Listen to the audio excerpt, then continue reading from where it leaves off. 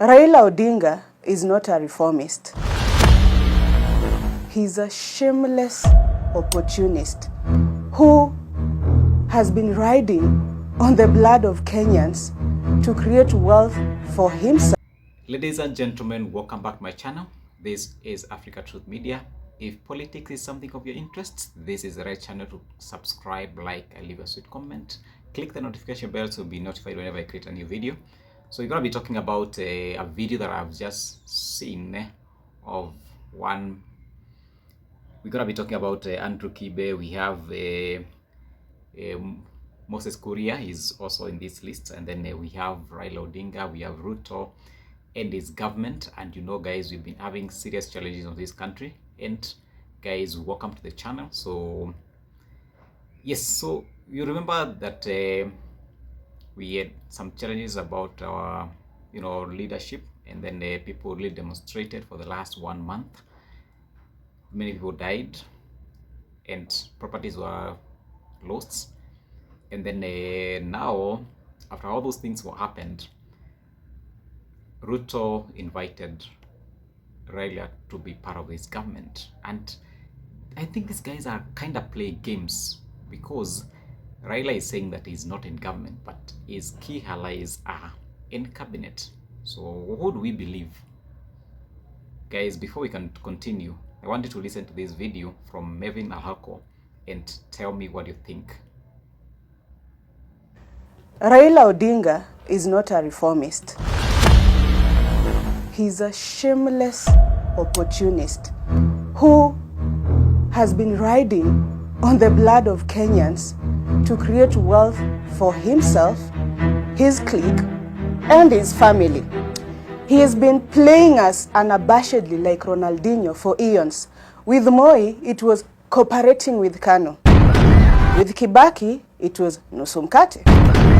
With Uhuru, it was handshake for the sake of peace. With Ruto, after youths were murdered and brains scattered on pavements in the streets of Nairobi, it's broad-based government.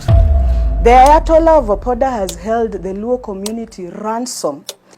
Parliament, on the other hand, is filled by rotten, nefarious, greedy thugs and hooligans in expensive suits who gives budget hundreds of millions to a silly office like that one of Rachel Ruto, as if power is sexually transmitted, while many kids out here are going without food or access to education, which is and ought to be a basic right. We do not have a country. We have a cabal of thieves, and we must reclaim back our country from these paragons of mediocrity. Guys, my take is one. Politics is about interests. And the reason why Ruto has brought, President William Ruto has brought Raila in his government, although he's denying, is about their interest, their political interest, because he saw that with this wave of Gen Z, he's going to lose his government. And so for him to salvage his government, he needed someone to help him, be able to continue to rule. And I don't think Ruto really trusts his deputy. And that's why we have seen the recent past, Musalia Mudavadi has been brought very close to Ruto, because I think he is the deputy that he really likes. Gachagua, or Deputy President Gachagua, was brought to Ruto by the voters, but the deputy that Ruto prefers is Musalia Mudavadi. And now, with Raila Odinga coming to the equation through the back door, at least he feels a bit safe and he can be able to continue ruling. And like when he has a Gachagua who might, he perceives as a kind of threat, because with his kind of messaging where he's trying to unite the Mount Kenya, which is a good thing, but at the end of the day, it's about interest, it's about political interest, about political mileage. So that is my take. And guys, this is for information purposes. We are not in any way trying to say anything that is going to incite anyone. So guys, if you like this content, like the video, subscribe to my channel, and be part of this community. Okay, so there is another video that I've seen from Mutula Kilonzo Jr., where he was saying that there is no government that can function without Moses Kuria. And you know, Moses Kuria is a politician, a very good politician from Kiambu. And one thing that I know about Moses Kuria is someone that really goes what he believes in. And that's why you need someone like, what he means is that you need someone like Moses Kuria to pass the message. And somehow, somewhere, I think Ruto will miss Moses Kuria in his cabinet, because even the dockets that he was in, he was trying to show that, and you could see every kind of docket he has been to, he could be seen, unlike other cabinet ministers which we did not even know what they were doing. At least even if he was doing other dubious things, we could still see him.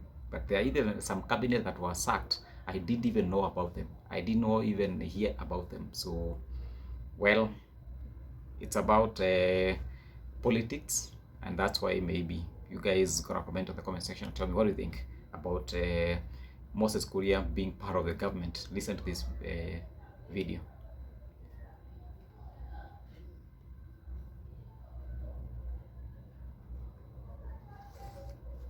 God is good. All the time. God is good. All the time. And all the time. God is good. And that is his nature. Wow. Kabla nizungumze, kuna mtu lazima mumsikie. And as I introduce this gentleman, I want to explain why I agree with one of the speakers that I don't know how a government can operate without Moses Kuria. It's difficult to understand. Very difficult. Ile sheria ambayo imeweka serikali ambayo iko sasa ya electronic management of elections nimefanya na Uhuru Jamaa. We were in the same committee. And when I wanted to know whether Azimio would win, I went to visit Moses Kuria in hospital in Dubai. That's when I knew Azimio would lose. Win. This is a good break. Bye guys, so I hope you enjoyed this video, and you guessed something in this video, so please like the video. Moses Kuria, kuja ongea na watu. This other story that Andrew Kibe was addressing the Gen Zs, because I think, and I say this thing, these Gen Zs, I am a millennial, and somehow, somewhere, millennials think, or they at least try to at least intellectualize things, unlike this other generation where they are hyping things and they are not even consistent. You know, they are kind of afraid, or they are not afraid, they are in between, so you kind of not know where they are, and sometimes they're even moving things without even having to think about them. So this is what Andrew Kibe was advising this young generation and telling them, what's happening, Gen Zings? Listen. What's happening, you puny, weak motherfuckers? Yani mumesema mtakuwa intimidated yani na two stories too. Yeah, you've decided your life is to be intimidated. Little emotional facts. Jana mumeona. Hey. Unajua mnaweza chosha mtu sometimes. Let's be honest. Yeah. I'm really trying to be with you guys and to support you. Lakini sometimes your puniness inanisumbua. So yesterday, before the president had those two meetings, everything was fine, isn't it? Oh, the movement was strong and we were planning to do this and planning to do that. And this is on X and nowhere else. Yeah, so this message is for X. I'll not even post it anywhere else. I'll post it only on X. Yeah. There were so many plans and everything was, there was, you know, all this talk of what we're going to do next. All and right, the president guys. went and did two rallies, one in Meru, one in Mombasa. Oh, well, we didn't know. We have lost. You know, Joho is a good mobilizer. Oh, Sinimeamka to puniness. Watu wanalia kwa TL. Wanaume, mnalia kama wanawake kwa nini? What's going on? Why are you crying like little bitches? Yeah. Nguvu imeisha.